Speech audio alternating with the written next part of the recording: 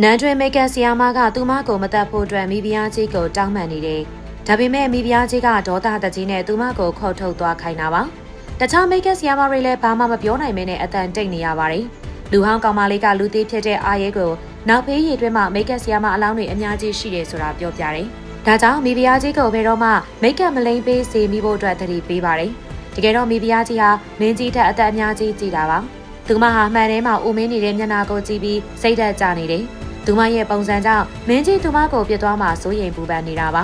အရင်ကမိတ်ကဆီယာမသေဆုံးသွားပြီးရဲ့နောက်ပိုင်းမှာဘသူမှသူမစိတ်တိုင်းကြမပြင်ပေးနိုင်တော့ပါဘူးဒီလိုညှိတွားနေပါတယ်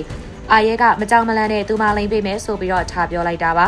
တခြားသူတွေကအံ့အားသင့်သွားပြီးမဲ့အာရဲကယုံကြည်မှုရှိရှိနဲ့မိဖုရားကြီးကိုကမ်းလှမ်းလိုက်ပါတယ်မိဖုရားကြီးသဘောတူပြီးရဲ့နောက်မှာသူမစတင်လိမ့်ချေပါတယ်မိဖုရားကြီးမှန်ကြည့်ဖို့လို့တော့သူမကနောက်ဆုံးတစ်ဆင့်ကြံနေသေးတယ်ဆိုပြီးအင်ဂျီတဲကဆေးပလင်းကိုထုတ်လိုက်တယ်အထရရေကိုခွက်ထဲအဆက်ချလိုက်တော့မိတော့ဖြစ်သွားတယ်။သူမကချက်ချင်းပဲခွက်ထဲကမိတော့ကိုမိဖုရားကြီးရဲ့မျက်နှာစီကိုပြစ်လိုက်ပါတယ်။မိဖုရားကြီးကသူမမျက်နှာလောင်ကျန်းသွားတာမလို့နာနာကျင်ကျင်နဲ့ထအော်တော့တယ်။အာရဲကတော့ဒါကိုပြုံးပြုံးလေးကြည့်နေခဲ့တာပါ။တခြားသူတွေလည်းလမ်းဖြန့်သွားပြီးခဏကြာမှတော့အထိန်တော်မိဖုရားမျက်နှာမှာထူးခြားမှုတစ်ခုကိုတွေ့သွားခဲ့ပါတယ်။ဒါကြောင့်သူမအာရဝမ်းသာနဲ့မိဖုရားကိုမှန်ပေးလိုက်ပါတယ်။မိဖုရားကြီးမှန်အောင်ကြည့်လိုက်တဲ့အချိန်မှာတော့သူမမျက်နှာဟာတင်းရင်းနေပြီးတော့ငကိုထက်အများကြီးနှုတ်ပြိုလှပသွားခဲ့တာပါ။ဒါကြောင့်အာရဲကိုဒီလိုမိတ်ကပ်ပညာမျိုးဘယ်ရတင်လာတာလဲလို့မေးလိုက်ပါတယ်။အာရဲကသူမအမစီကတင်လာကြောင်းကိုပြောပြပါတယ်။တကယ်တော့အာရဲတို့မိသားစုမှာဘိုးဘွားဆယ်ဆက်ရဆက်ခံလာတဲ့မိတ်ကပ်နည်းပညာ2မျိုးရှိတာပါ။တစ်မျိုးကတော့ရှင်သူကိုလိမ့်ပေးရတဲ့မိတ်ကပ်ဖြစ်ကနောက်တစ်မျိုးကတေသူကိုလိမ့်ပေးရတဲ့မိတ်ကပ်ပါ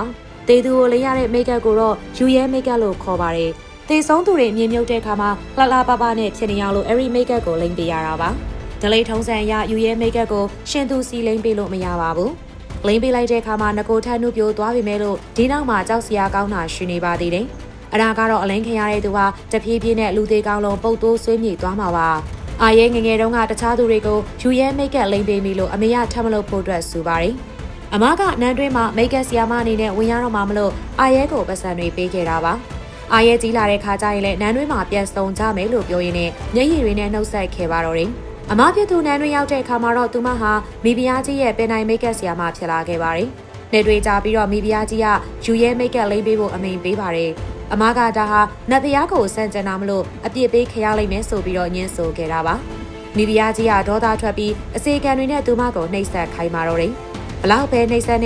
သူမကိုယူရဲမိတ်ကပ်မလိမ့်ပေးတာကြောင့်တပ်ပြစ်ဖို့အတွက်အမိန်ပေးလိုက်ပါတော့တယ်။အာရဲကလည်းအရွယ်ရောက်လာတာကြောင့်မိတ်ကပ်ဆီယာမဖြစ်တဲ့နန်းတွင်ထဲကိုရောက်လာခဲ့ပါပြီ။သူမနဲ့တွေ့ရတော့မယ်ဆိုပြီးပြောနေတော့မှအမအလောင်းကိုအစေခံနေတဲလာတာတွေ့လိုက်ရပါတယ်။အာရဲကအရန်ကိုလန်သွားပြီးဘာကြောင့်အမကိုတက်ရတာလဲလို့မေးလိုက်တယ်။